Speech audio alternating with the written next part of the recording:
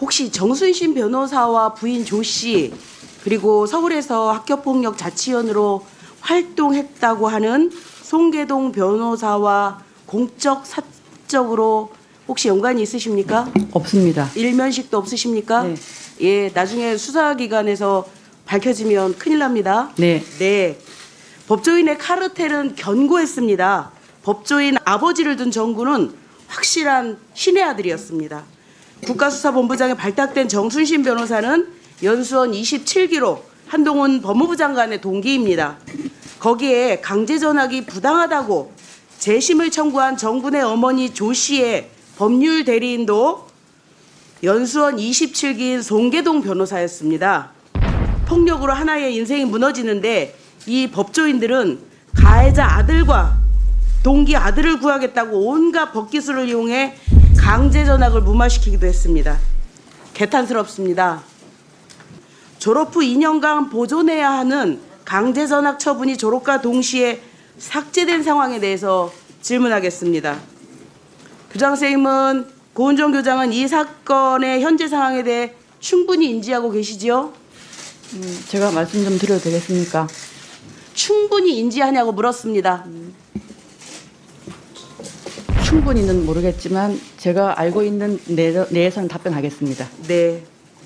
2019년 9월 1일자로 부임하셨지요? 네. 예. 그러면 발령 후에 정군이 2019년 2월에 전학을 왔고 4월에 강제 전학 집행정지가 대법원에서 최종 패소한 사건에 대해서 알고 계셨습니까? 모르고 있었습니다. 그럼 부임 와서 뭐 하셨어요? 학교 폭력으로 그것도 민사고에서 반포고등학교로 전학한 학생의 사건에 대해서 알았느냐라는 거예요. 몰랐습니다. 발령해서 몰랐어요? 네. 몰랐으면 교장의 자격이 없는 거죠. 그렇죠? 많습니까? 반포고에 이런 학생들이 몇 명이나 됩니까? 발령 당시에 학폭으로 학교에서 이렇게 보호를 받고 있는 아이들이 몇 명이나 됐습니까? 모릅니다. 잠깐만요. 저 발언 중지 좀 시켜주시면 안 될까요? 중지라는 교장쌤, 무슨 교장쌤이 발언을 그렇게 해요? 그런 거를 모르면 교장이 왜 있어요? 왜 있어요? 그 자리에. 이게 무슨 해괴망측한 답변입니까? 학교에 부임을 했으면 적어도 학교 폭력이라는 것 때문에 전학을 왔거나 그 학교에 학교 폭력으로 인해서 관리받고 있는 아이들이 얼마나 있는지는 확인을 하셔야지 교장 아닙니까? 그 학생을 기본적으로 집중적으로 관리를 한다고 하면 그건 낙인 효과입니다. 뭐라고요? 낙인 효과입니다. 무슨 낙인 효과예요? 교장 선생님이 잘 알고 그 아이들에 대해서 어떻게 하면 개선을 잘 아는 사람은 학급 담임선생님이시고요. 그런 의무 없다 이렇게 말씀하시는 거죠? 그렇게 말씀드린 예, 적은 없습니다. 그렇게 알아듣겠습니다. 학교에서 학폭에 관해서 무슨 일이 일어난지 학교장은 몰라요. 이 답변을 지금 하신 거예요. 아닙니다. 그 답변 하신 거예요. 아닙니다. 뭐가 아니에요? 그 답변 하신 거지. 왜 몰라요? 넘고요. 문제가 되는 학폭 기록을 삭제하는 학교폭력대책심의위원회는 몇 월 달에 개최하셨습니까? 그때 심의 대상이 몇 명이었어요? 그것도 모릅니까? 심의위원 몇 명입니까? 우리가 9명입니다. 9명입니까? 네. 그중에 학부모 과반수고 외부 인사는 몇 분입니까? 학부모 포함해서 학부모 포함해서 9인데 네네. 학부모가 몇 명이냐고요? 5명입니다. 5명이고 네. 4명은 외부 인사죠. 외부 인사 중에 검사 있었습니까? 변호사 있습니다. 검사 없었습니까? 네네. 변호사 있었습니까? 네네. 변호사 이름이 누굽니까? 그건 밝힐 수 없습니다. 송계동입니까? 아닙니다. 아닙니까? 네. 변호사 이름 확인해 주십시오. 제가 자료 요청했습니다. 이분이 연수원 27기 동기들과 연관이 돼 있지 않다라고 하는 것을 주셔야지 저희가 확인합니다. 아시겠습니까? 법에 의해서 그거는 명단 그러면 공개하지 강원도 못하게 되어 교육청은 있습니다. 법을 어기고 제출한 겁니까? 민사고는 법을 어기고 제출한 겁니까? 그러면 성명에 땡땡으로 해서 제출하겠습니다. 땡땡으로 안 됩니다. 이름하고 직업 주십시오. 자신 있으면 명단 공개하십시오. 심의위원회는 교장이 관여할 수 없고요. 그야말로 아는데요. 교장이 할 수 없는데 추후 보고 받으셨을 거 아닙니까? 네네. 그러니 심의위원회 제출된 서류가 무엇이 있었습니까? 그것도 그 공개 불가입니다. 교장 선생님, 제가 보기에는 지금 답변하시는 태도랄까요? 조금 그 의원님들하고 서로 소통하면서 좀 원만하게 답변을 좀 해주셨으면 어떨까? 제가 1차적으로는 이렇게 우선 좀 예, 말씀드리겠는데요. 저도 그렇게 하기를 희망합니다. 예. 이 학생의 학폭 자치위 당시의 판정 점수를 보시면은요, 가해 학생의 반성 정도, 없음, 낮음, 화해 정도, 심사위원 전원이 없음입니다. 그런데 반포고등학교에서 전담기구를 통해서 심의를 할 때 갑자기 반성과 화해가 있다라고 판단되는 근거가 뭐였습니까? 가장 그 아이를 잘 아는 학급 담임 교사 그리고 그 반에서 수업하는 교과 선생님들의 의견을 다 듣고 종합해서 의견서를 냈습니다. 피해자와의 화해 정도를 객관적인 자료로 판단해서 전담기구는 삭제할 수 있다라고 했는데 지금 말씀하신 거는 그와 관련된 객관적인 자료가 아닌데요. 그리고 그 심의위원회를 열기 전에 그 학폭 담당 교사가 학생과 학부모를 면담한 것이 회의록에 나와 있습니다. 학생과 학부모를 면담을 해서 학생이 반성을 했다. 네, 라고 그렇게 얘기를 하니까 네네. 반성한다라고 심의기구에서 판단합니까? 일단 심의기구에서는 만장일치로 삭제를 그러니까 결정을 그 했습니다. 객관적 자료가 뭔지, 뭘 보고 교장 선생님은 납득을 하셨는지, 그리고 지금까지 설명에 의하더라도 피해자와의 화해 정도는 전혀 나와 있지 않습니다. 그와 관련된 객관적 자료 있었습니까? 회의록에 기재되어 있는 걸로 기억합니다. 보셨다면서요. 네, 어떻게 되었습니까? 반성을 하고 있고 앞으로 그런 일이 없도록 하겠다는 그런 내용이 있습니다.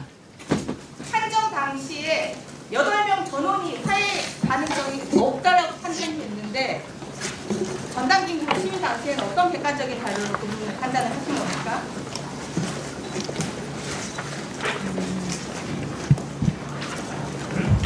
답변하세요. 네, 지금 찾고 있습니다. 그 회의록에 기재되어 있는 것 같다고 지금 말씀하셨잖아요. 네네. 화해 정도에 대해서 어떻게? 회의록은 제가 공개를 못 하고요. 네? 그 회의록은 공개를 못 하고요. 있었다고 봤는데 그 자료는 국회에 못 줍니까? 어떻게 학생과- 교장 선생 말씀을 믿을 수가 있어요? 저도 답답합니다. 학생과 학부모의 동의가 있으면 공개를 하겠습니다. 아 참네. 이거 장관 차관도 좀 잘 들어주세요. 학교 폭력 기록을 삭제했는데 중요한 요건이 있어요. 반성하느냐, 화해했느냐 하는데 그 중요한 입시를 앞두고 반성하냐고 물어보면 반성 안 한다고 답할 사람이 어디 있겠어요?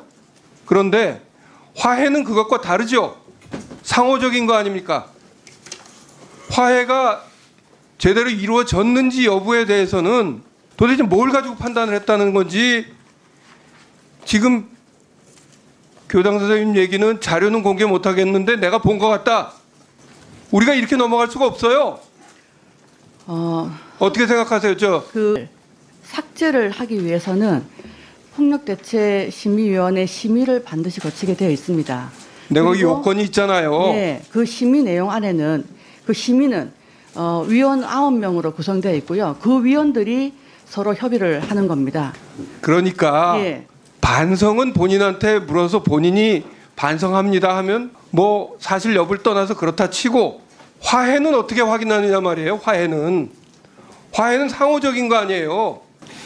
살펴보겠습니다. 확인해 보겠습니다. 반드시 살펴보시고 반드시 확인하시고 답을 꼭 하셔야 될 겁니다. 지금 어디가 빈틈인지 좀 보이십니까? 삭제를 위해서는 그 반성과 화해가 필요한데 제가 보기에는 그 과정이 제대로 안 된 상태에서 반성과 화해가 이루어졌다고 하고 삭제했다는 것으로 보여져요. 이게 뭔가 제도적 미비가 느껴지지 않으세요? 지금부터 잠시만 주목해 주시길 바랍니다. 구독자분들을 위해서 특별히 준비했습니다. 항상 여러분들에게 드리는 말씀이 있습니다. 이슈와 뉴스만 챙겨보셔도 충분히 돈을 벌 수 있다고 말씀을 드렸는데요. 여러분들 여기 보이시는 제 채널의 영상들을 보시면 어떤 생각이 드시나요? 단지 뉴스 영상만 보고 아무 생각이 없으신가요? 그렇다면 아주 잘못된 것이라고 생각합니다. 그 이유가 무엇이냐면 제가 4월 5월에 뭐라고 말씀을 드렸나요? 지금은 반도체에 관심을 가져야 한다. 뉴스만 보고 넘기지 마시고 투자 쪽으로 생각을 봐야 한다고 말씀드렸습니다. 이런 썸네일들을 영상을 통해서 많이 보셨을 텐데요. 이런 반도체 이슈가 되었을 때 부자들은 어떻게 생각할까요? 반도체는 무엇이 있는지, 어떤 종목이 가장 좋을지, 어디에 투자해야 돈이 몰릴 수 있는지 자연스럽게 생각한다고 말씀드렸습니다. 부자들이 봤을 때 이슈가 곧 돈으로 이어지고 그 이슈가 나에게 돈을 벌어준다는 경험적 확신이 있기 때문에 부자들은 사회적 이슈를 관심 있게 챙겨본다고 말씀드렸습니다. 이번에도 마찬가지입니다.